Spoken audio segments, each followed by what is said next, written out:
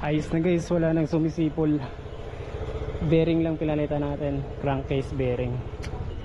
Nasipol kasi yon pag ano, masyado ng high speed. Ito siya, yung bushing niya maluwag.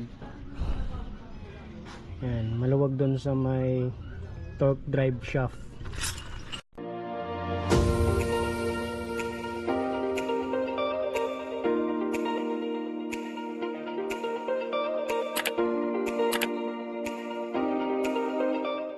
What's up guys, magpapalit tayo ng crankcase bearing. Ayan, ito yung papalit natin.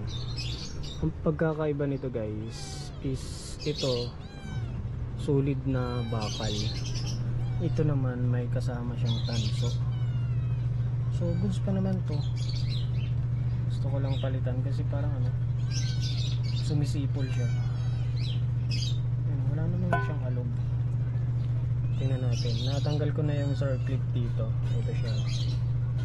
Tapos hugutin na lang natin yan.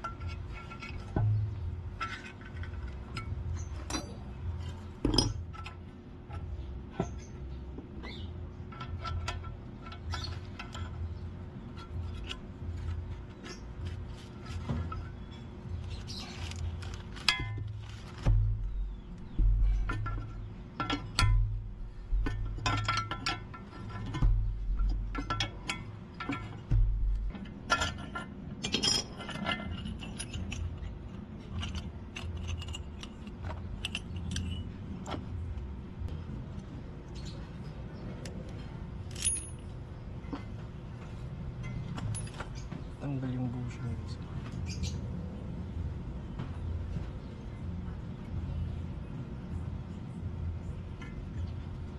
Ito siya eh. Ito yung bushing dito. Ayan yung maluwag oh. Kaya sumisipol siya pag high speed. So palitin na talaga yung ano. Pwede pala magpalit bushing lang. So kung ano, kapos kayo sa budget, bushing lang papalitan nyo. Kasi goods po naman yung bearing eh, ano. Pero yung ipapalit natin buo na, yung wala ng bushing or ano, buo na siya. So tanggalin na natin to.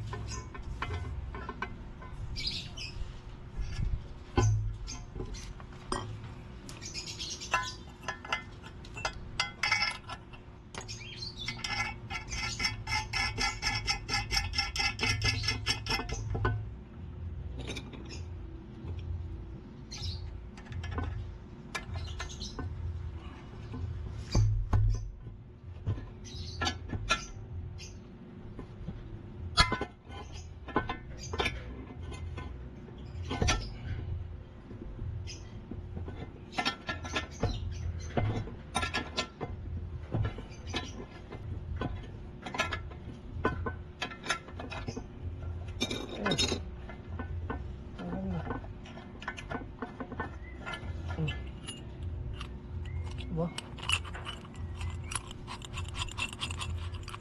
Tanggal na. Oh. Basic. Wala pa tong alog eh. Ang problema lang nito, yung bushing. Maluwag na siya doon sa ano.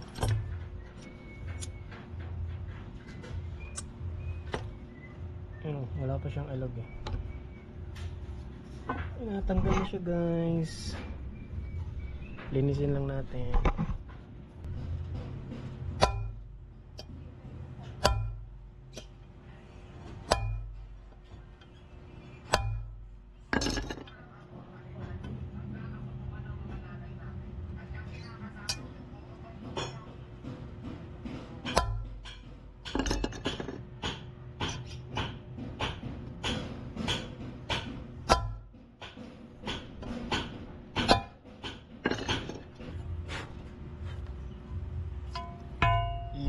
pasok na guys. Ayan o, pinukpok lang natin, tapos ginamit natin yung luma para pantay.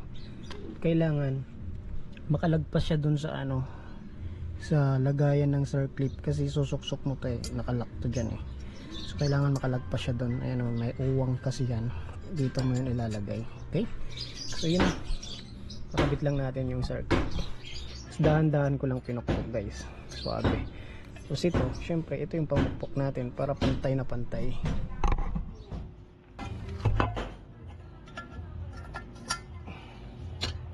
Yun. Ayan na guys, suksok na natin yung circlip. Oh, saktong sakto, perfect. Yun na, kakabit na natin, balik na natin doon.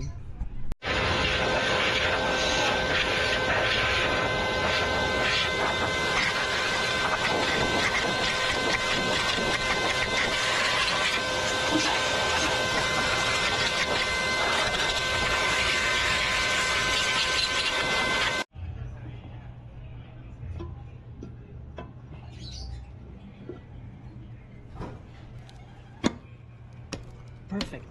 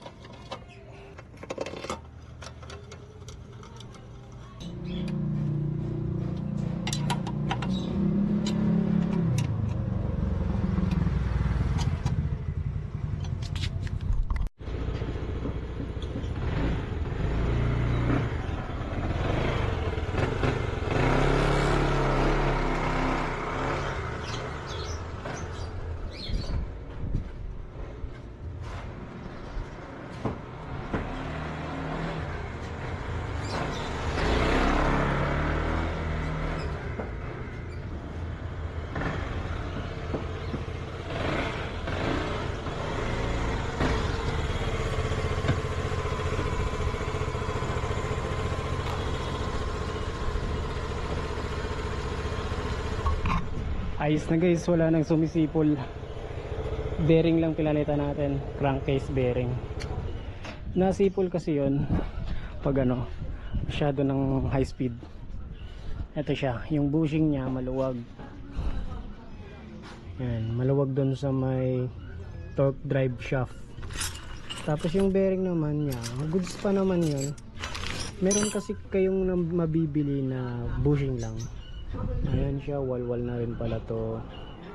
So very buong set na pinalit natin. Tsaka hindi na siya bushing, rekta na siya. Nakita nyo naman yung klase ng bearing. Ito, yung bearing na yon, buo na siya dito. So makapal siya, para siyang pinag-isa na ganun.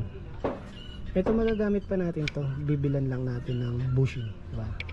Pero syempre hindi na natin, saka na natin gamitin pag magpapalit tayo. This is Grip Moro. Sana may natutunan kayo.